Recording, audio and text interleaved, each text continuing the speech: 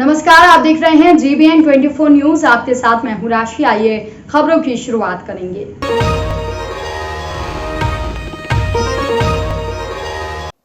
और हर किसी का मन करता है कि दिवाली अपने परिवार के लोगों के बीच में मनाए। मेरा भी मन करता है कि मैं दिवाली मेरे परिवारजनों के बीच में मनाऊं, और इसीलिए हर दिवाली मैं मेरे परिवारजनों के बीच मनाने के लिए आता हूं, क्योंकि आप मेरे परिवारजन हैं, मैं आपका परिवार का साथी हूं। तो मैं यहां प्रधानमंत्री के रूप में नहीं आया हूं,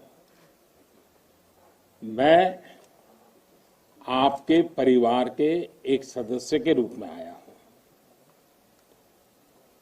आप सभी के बीच आना, जो भाव अपने परिवार के बीच जाकर के होता है, वही भाव मेरे मन में होता है। और जब से मैं इस संवैधानिक जिम्मेवारी को संभाल रहा हूं, आज उसको 20 साल से भी अधिक समय हो गया। बहुत लंबे अरसे तक मुझे देशवासियों ने इस प्रकार की सेवा का मौका दिया। पहले गुजरात वालों ने दिया, अब देशवासियों ने दिया। लेकिन मैंने हर दिवाली सीमा पर तैनात आप मेरे परिवारजनों के बीच बिताई है। आज मैं फिर आपके बीच आया हूं, आपसे नई ऊर्जा लेकर के जाऊंगा, नया उमंग लेकर के जाऊंगा, नया विश्वास लेकर के जाऊंगा। लेकिन मैं अकेला नहीं आया हूं, मैं मेरे साथ 130 करोड़ देशवासियों के आशीर्वाद आपको लेकर के आया हूं। ढेर सारा आशीर्वाद लेकर के आया हूं आपके लिए। आज शाम को दिवाली पर एक दिया आपकी वीरता को, आपके शौर्य को, आपके पराक्रम को, आपके त्याग और तपस्या के नाम पर, और जो लोग देश की रक्षा में जुटे हुए हैं, ऐसे आप सबके लिए हिंदुस्तान का हर नागरिक वो दिए की ज्योत के साथ आपको अनेक अनेक शुभकामनाएं भी देता रहेगा। और आज तो मुझे पक्का विश्वास है कि आप घर पर बात करेंगे, हो सका तो फोटो भी भेज देंगे, और मुझे पक्का विश्वास आप कहेंगे हाँ यार इस बार तो दिवाली कुछ और थी, कहेंगे ना। देखिए आप रिलैक्स हो जाइए, आप कोई आपको देखते नहीं, आप चिंता मत कीजिए।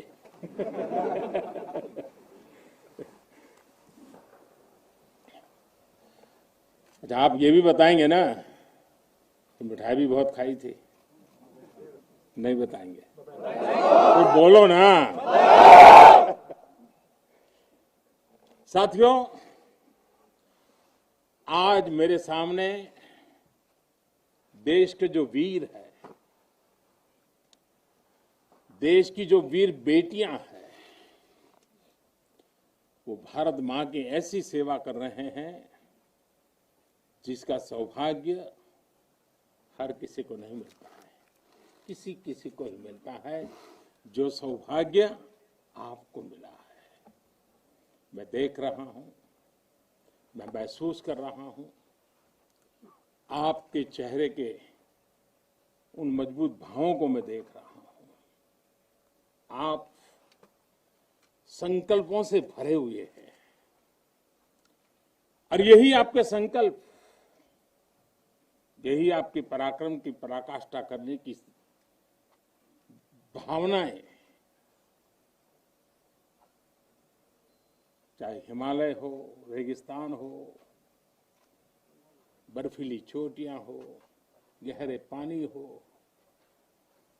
कहीं पर भी आप लोग मां भारती का एक जीता जागता सुरक्षा कवच है। आपके सीने में वो जज्बा है जो 130 करोड़ देशवासियों को भरोसा होता है, वो चैन की नींद सो सकते हैं। आपके सामर्थ्य से देश में शांति और सुरक्षा एक निश्चिंतता होती है, एक विश्वास होता है। आपके पराक्रम की वजह से हमारे पर्वों में प्रकाश फैलता है, खुशियां भर जाती हैं, हमारे पर्वों में चार चांद लग जाते हैं। अभी दीपावली के बाद गोवर्धन पूजा, फिर भैया दूज और छठ पर्व भी बिल्कुल गिनती के दिनों में सामने आ रहा है। आपके साथ ही मैं सभी देशवासियों को नौशेरा की इस वीर वसुंधरा से इन सभी पर्वों के लिए देशवासियों को भी बहुत बहुत शुभकामनाएं देता हूं। देश के अन्य हिस्सों में बड़ी संख्या में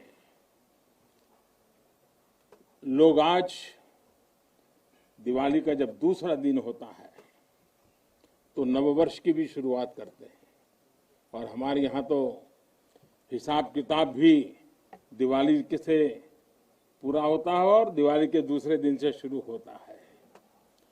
खास करके गुजरात में कल नया साल होता है।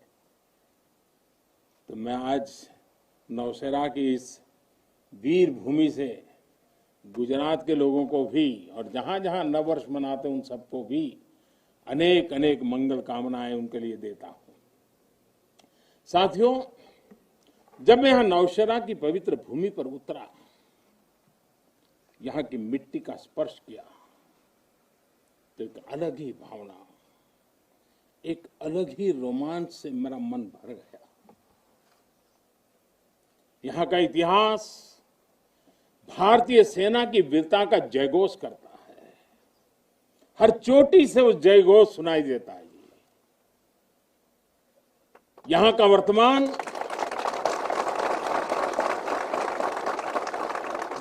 वर्तमान आप जैसे वीर जवानों की वीरता का जीता जागता उदाहरण है। वीरता का जिंदा सबूत मेरे सामने मौजूद है। नौशेरा ने हर युद्ध का, हर छद्म का, हर षड्यंत्र का माकूल जवाब देकर कश्मीर और श्रीनगर के प्रहरी का काम किया है। आजादी के तुरंत बाद ही दुश्मनों ने इस पर नजर घड़ा करके रखी हुई थी।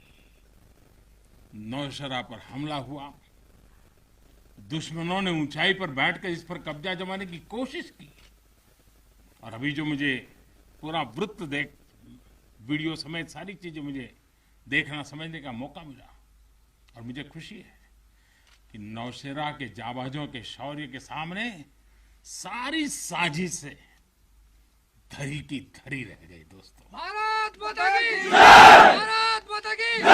भारत माता की जय! भारतीय सेना की ताकत क्या होती है, इसका एहसास दुश्मन को शुरुआत के दिनों में ही लग गया था जी। मैं नमन करता हूं नौशेरा के शेर ब्रिगेडियर मोहम्मद उस्मान को, नायक जदुनाथ सिंह जी को, जिन्होंने देश की रक्षा के लिए अपना सर्वोच्च बलिदान दिया। मैं प्रणाम करता हूं लेफ्टिनेंट आर राणे को, जिन्होंने भारतीय सेना की जीत का रास्ता प्रशस्त किया था। ऐसे कितने ही वीरों ने नौशेरा की इस धरती पर गर्व की गाथाएं लिखी, अपने रक्त से लिखी हैं, अपने पराक्रम से लिखी हैं, अपने पुरुषार्थ से लिखी हैं, देश के लिए जीने मरने के संकल्पों से लिखी है। अभी मुझे, ये मेरा सौभाग्य था कि दिवाली के इस पवित्र त्योहार पर मुझे आज दो ऐसे महापुरुषों के आशीर्वाद प्राप्त करने का सौभाग्य मेरा मेरे जीवन में एक प्रकार से अनमोल विरासत है।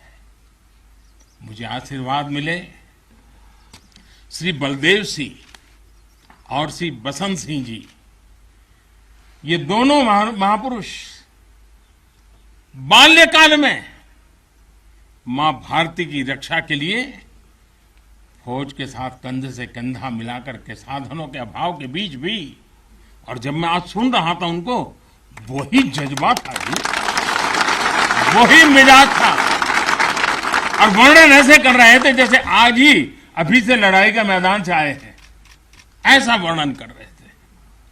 आजादी के बाद हुए युद्ध में ऐसे अनेकों स्थानीय किशोरों ने ब्रिगेडियर मोहम्मद उस्मान के मार्गदर्शन से बाल सैनिक की भूमिका निभाई थी।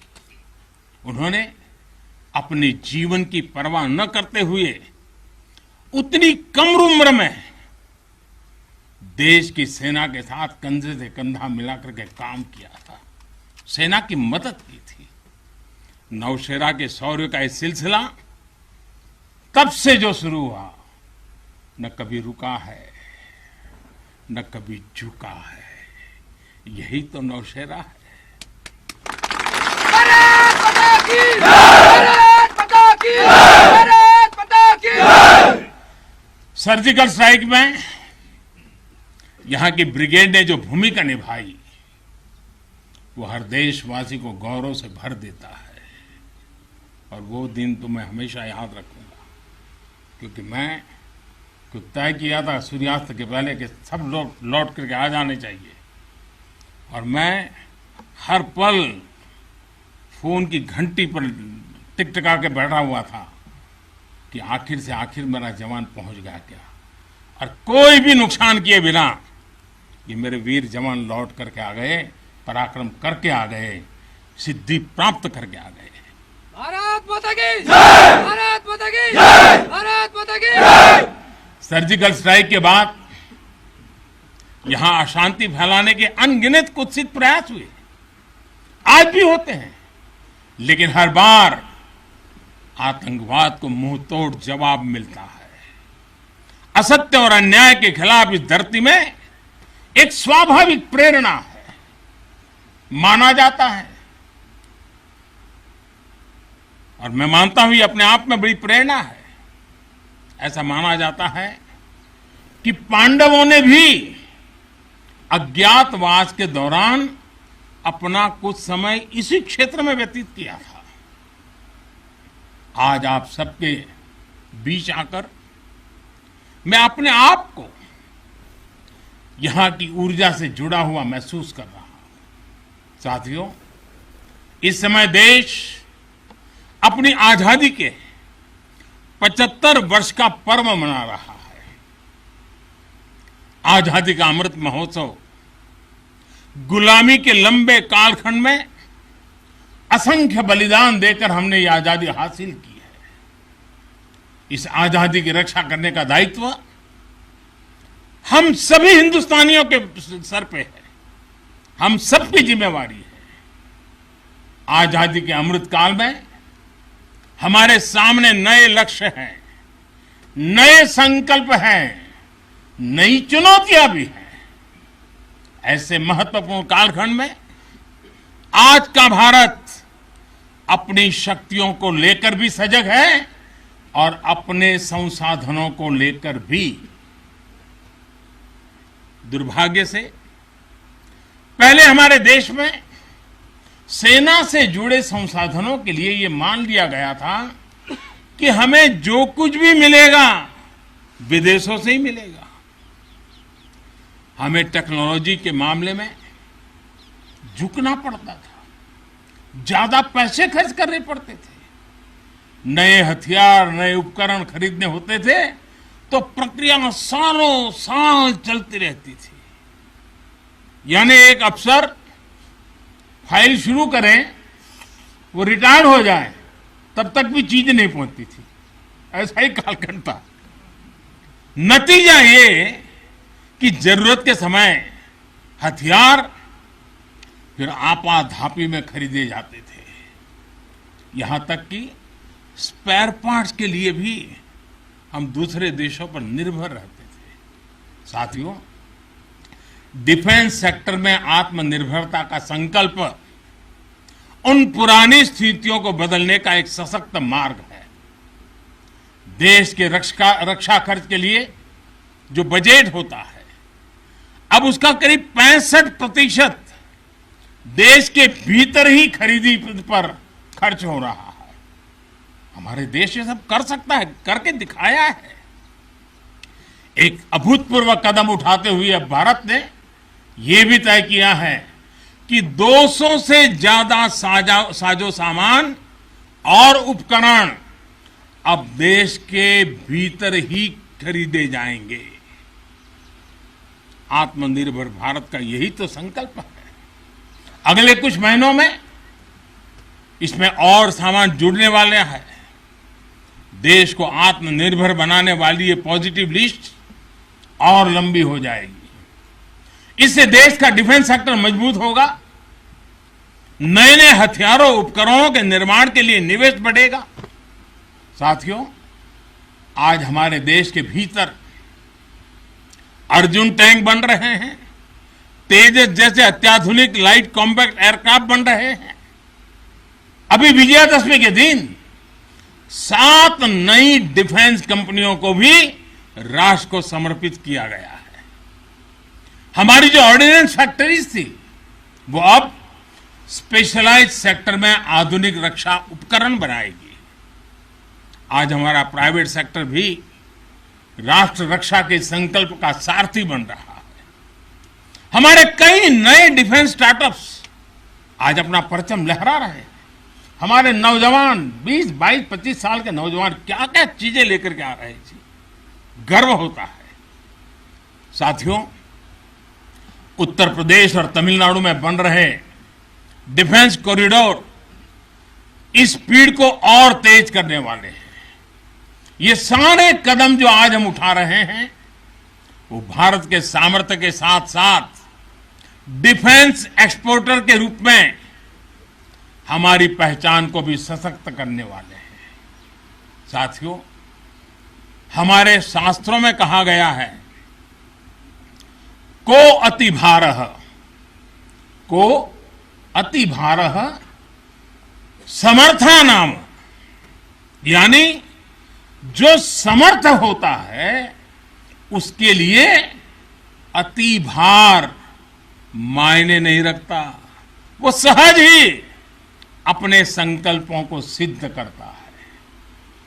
इसलिए आज हमें बदलती दुनिया, युद्ध के बदलते स्वरूप के अनुसार ही अपनी सैन्य शक्ति को भी बढ़ाना है, उसको नए ताकत के साथ ढालना भी है।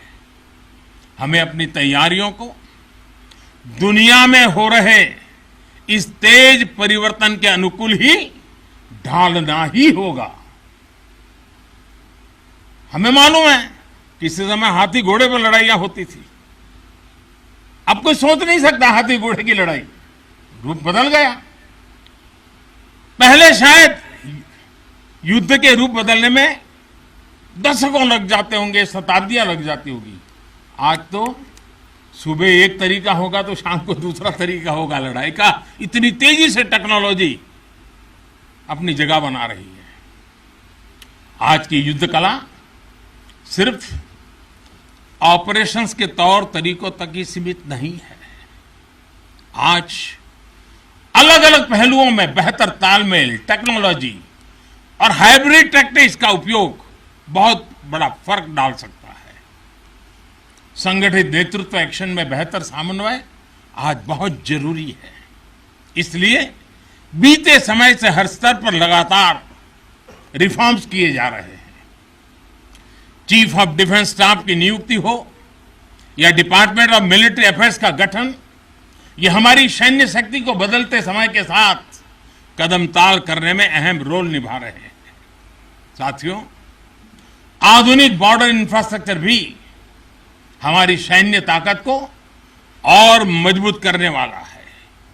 सीमावर्ती इलाकों की कनेक्टिविटी को लेकर पहले कैसे काम होता था, ये आज देश के लोग, आप सभी भली भांति जानते हैं। अब आज लद्दाख से लेकर के अरुणाचल प्रदेश तक, जैसलमेर से लेकर के अंडमान निकोबार द्वीप तक, हमारे बॉर्डर एरियाज में, हमारे समुद्री तट पर जहां सामान्य कनेक्टिविटी भी नहीं होती थी, आज वहां आधुनिक रोड, बड़े बड़े टनल्स, पूल और ऑप्टिकल फाइबर जैसे नेटवर्क बिछाए जा रहे हैं। इससे हमारी डिप्लॉयमेंट कैपेबिलिटी में तो भूतपूर्व सुधार हुआ ही है। सैनिकों को भी अब बहुत अधिक सुविधा हो रही है। साथियों, नारी शक्ति को नए और समर्थ भारत की शक्ति बनाने का गंभीर प्रयास बीते 7 सालों में हर सेक्टर में किया जा रहा है। देश की रक्षा के क्षेत्र में भी भारत की बेटियों की भागीदारी अब नई बुलंदी की तरफ बढ़ रही है। नेवी और एयरफोर्स में अग्रिम मोर्चों पर तैनाती के बाद अब आर्मी में भी महिलाओं की भूमिका का विस्तार हो रहा है।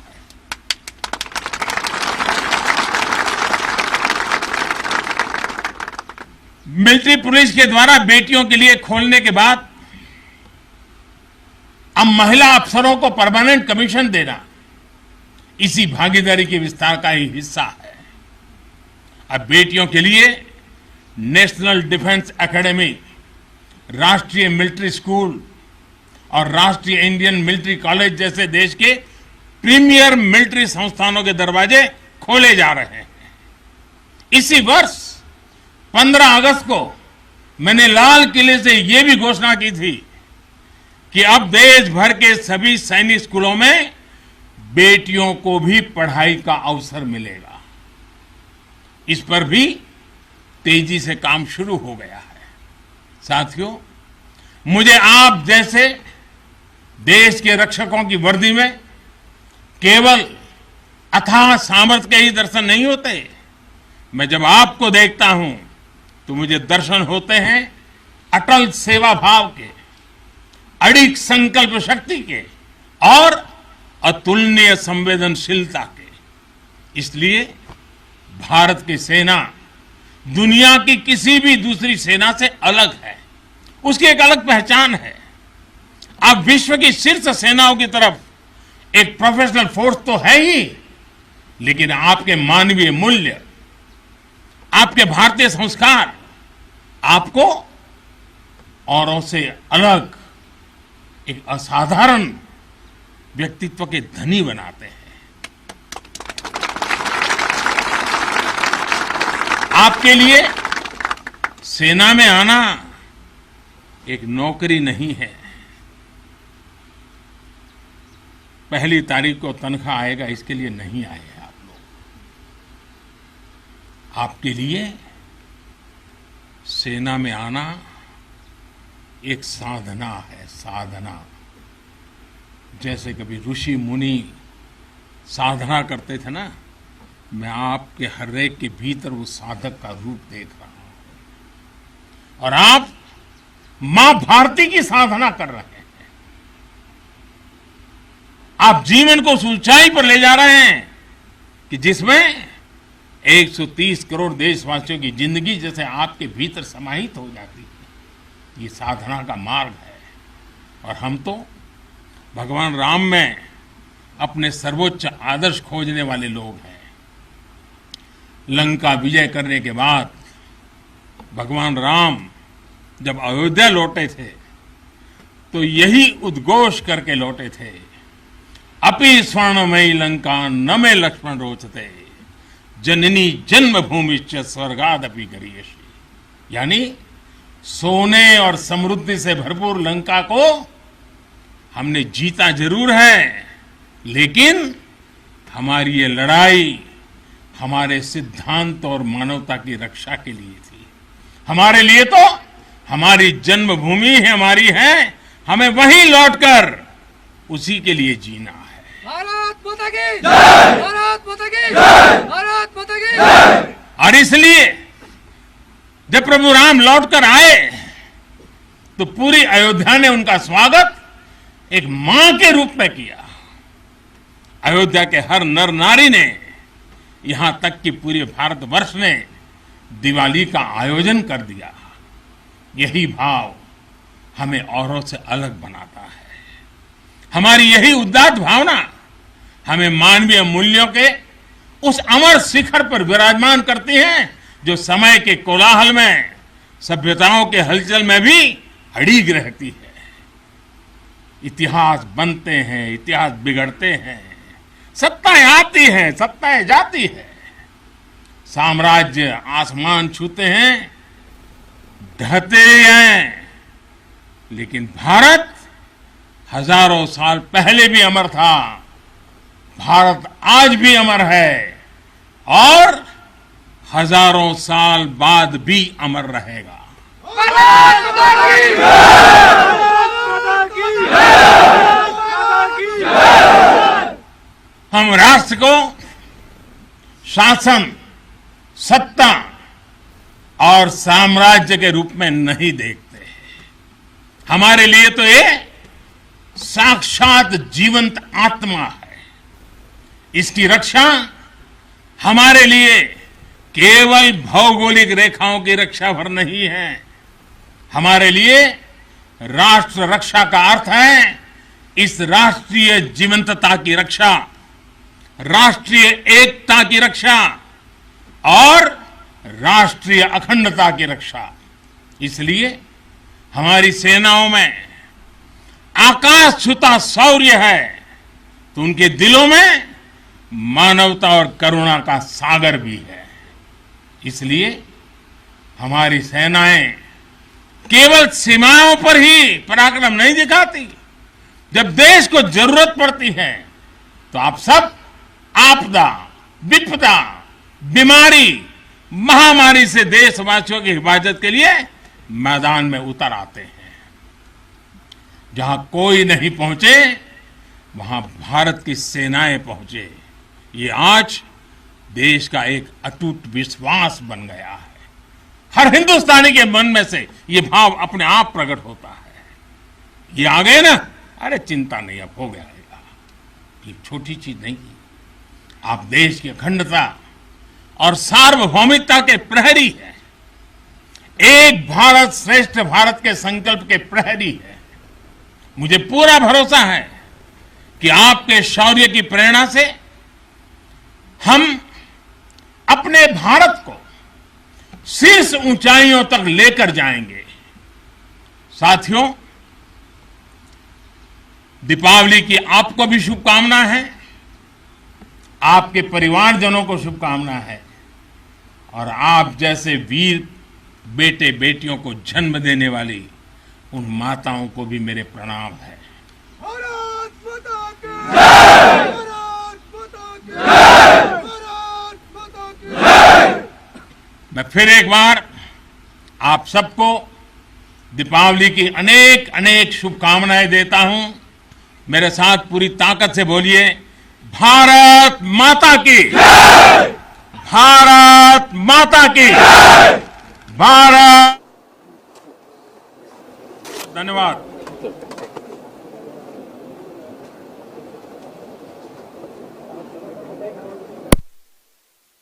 इस बुलेटिन में फिलहाल के लिए इतना ही। अपडेट्स के लिए आप बने रहिए हमारे साथ। नमस्कार।